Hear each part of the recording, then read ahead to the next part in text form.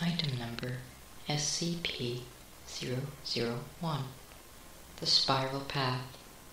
Object Class Embla. Containment Procedures.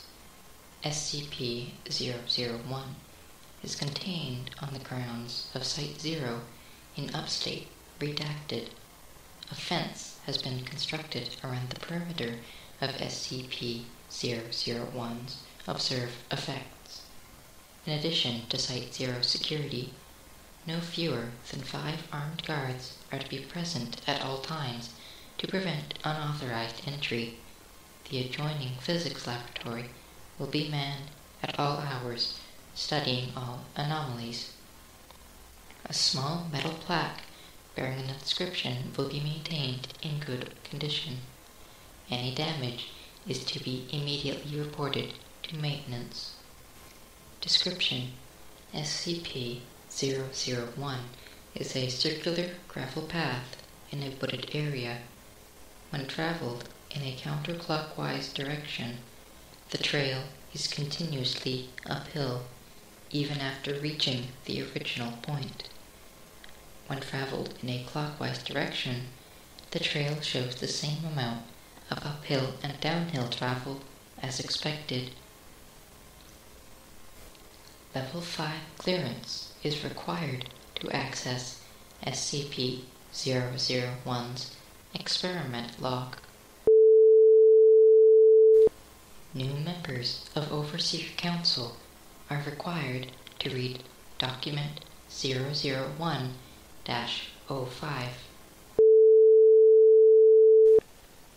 If you're reading this, then congratulations. One of us has died. Something killed us. A monster, perhaps, or a rival from the GOC. Or maybe we got just a little too close to the flame, like Aaron. Not old age, of course. We took care of that, didn't we? Anyway, one of the old guard is gone. Maybe Jason, maybe Agnes, maybe me. Hell, I'd be surprised if I wasn't the next one to die. I always was the most expendable. I'm going to write this to you as though you were a human being. It will be the last time anyone extends you the courtesy, so I hope you appreciate it. Whoever you are, whatever you did before, you must have been high-ranking when you were pulled into this. You must have noticed the discrepancies, the inconsistencies. I don't know how much you've been told already, or how much you've pieced together. The crux of the matter is this. The retrievals and recoveries of SCP objects are staged, or made up whole cloth. We have never discovered an SCP in the entire history of the Foundation. I should start from the beginning. Let me tell you a story. Aaron Siegel was a physicist studying at Cornell in 1891. He was a truly gifted individual, and had his life taken a different path, I believe that his name would have been there with Edison, Einstein, and Hawking. I knew him very well. He was, and may still be, my brother. He was also an avid amateur naturalist, and enjoyed hiking through the woods. One day, while visiting our family home in Essex country, he came across a gravel path. He decided to follow it for a time, and noticed that it kept climbing uphill far longer than it should have. It should have taken him above the nearby hills. Instead, he found himself back where he had started, without a foot of downwards travel.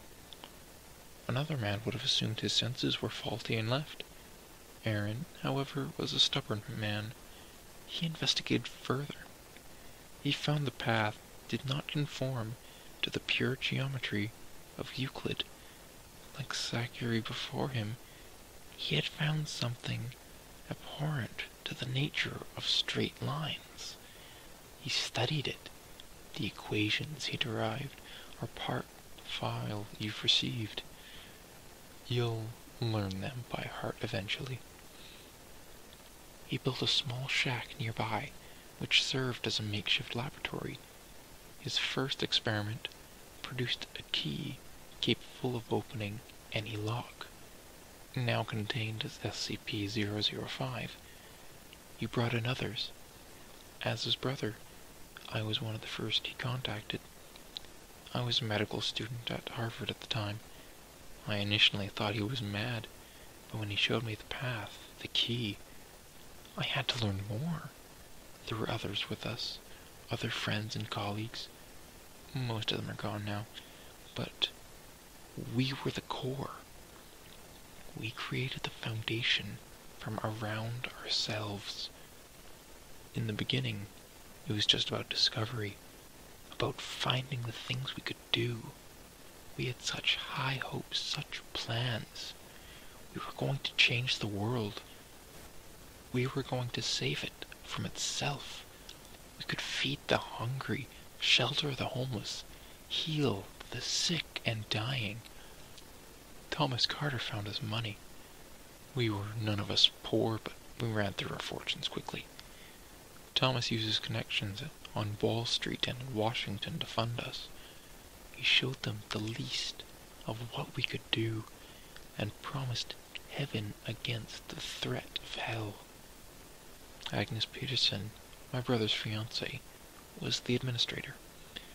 We knew nothing of how to run an organization.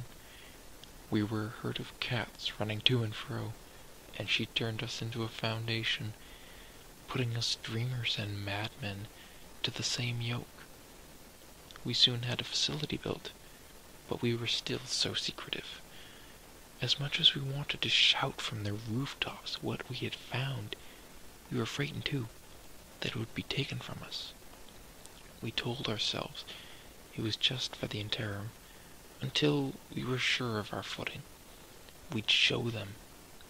Eventually, we'd show them all. We were careful at first. We made small, inoffensive, or even helpful items.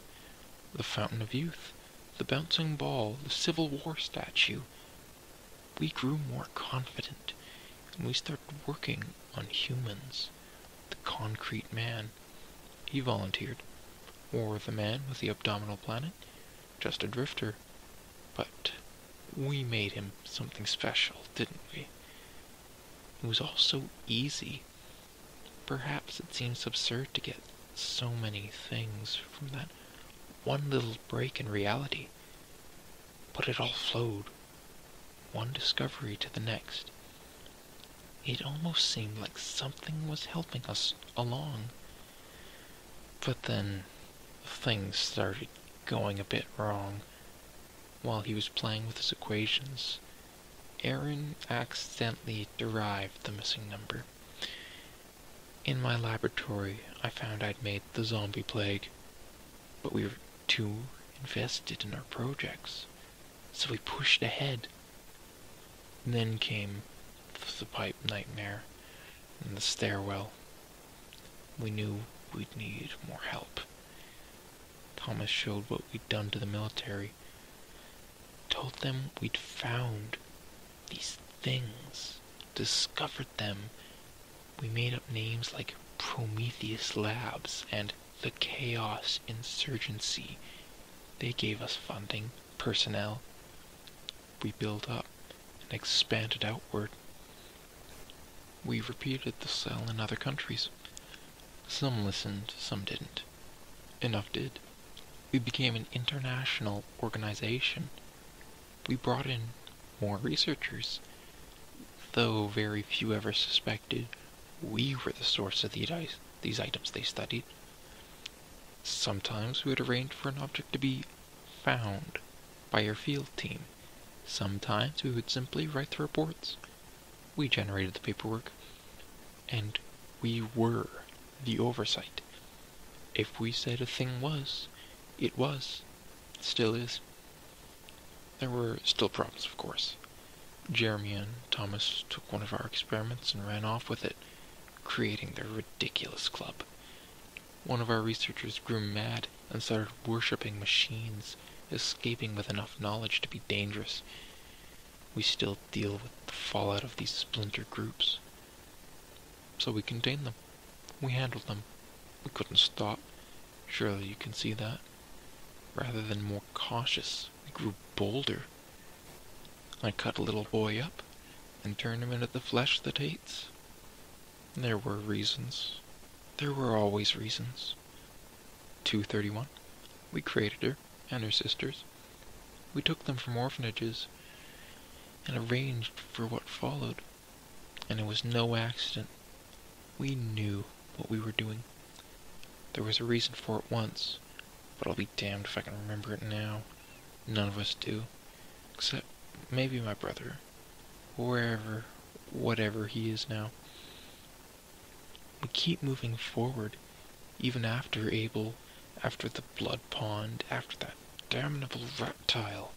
We still move forward with our work. What else can we do? Our only hope to survive the events we've set in motion is to understand better, to learn more. We're on the back of a terrible beast. If we try to jump off now, we'll be crushed beneath. But that's not what frightens me. And it isn't what should frighten you. We've maintained our foothold for over 100 years. The things I really worry about are the anomalies we didn't create. No, I was telling the truth the first time. We didn't discover any of them. But some of them, they aren't our work. They just were one day. They were in containment, and they'd always been in containment. Don't you see? We're not in control anymore. We never were.